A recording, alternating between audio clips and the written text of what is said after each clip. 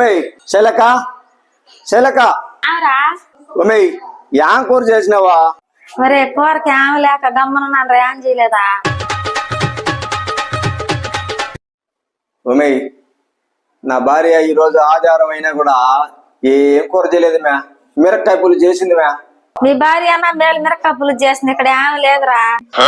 ఓ ఈ రోజు ఆదివారం అని వచ్చిన ఇదేదో చికెన్ మటన్ చేస్తుంటారని.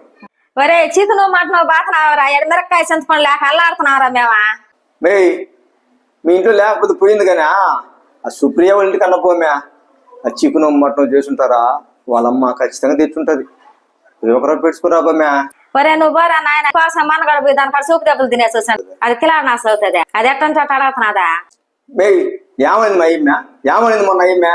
ఒకరా కూర పెట్టి సుప్రియ అంటా పోయినాయనరా, దాని నోరు పడ్డాది నాయన. అవి చిన్న మాటలు కాదురా. అంత మాట అంటది అయ్యమ్యా, అంత మాట అంటది నన్న. దాని కథ చెప్తాను మ్యా. ఈ రోజు దాని కథ తేల్చేస్తాను, ఇప్పుడే తేల్చేస్తాను ఉండు. ఈరోజు ఈ దెబ్బతో సుప్రియ అయిపోవాలా. దానంతా చూస్తా, ఈరోజు దానంతా చూస్తా. సుప్రియ సుప్రియ రే ఎవర్రా నువ్వా? రాయా బయటికి. అసలు ఎవర్రా నువ్వు మా ఇంటికి వచ్చా? మే సుప్రియ ఈ రోజు నీ అంత చూడ్డానికే వచ్చినా.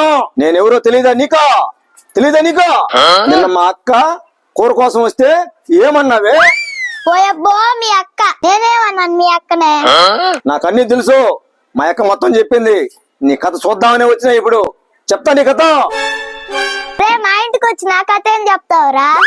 కొట్టేస్తా నిన్ను, కొట్టేస్తా. ఎవడు పడితే వాడు వాళ్ళమ్మ మొగుడు నన్ను కొట్టడానికి మా ఇంటికి వస్తుంటే ఊరుకుంటాను రా. నువ్వు నన్నేం చేస్తావే పిల్ల కుంక? రే బాలరాజు, నన్ను చిన్నపిల్ల అనుకున్నావేమో, చిన్నపిల్లని కాదు.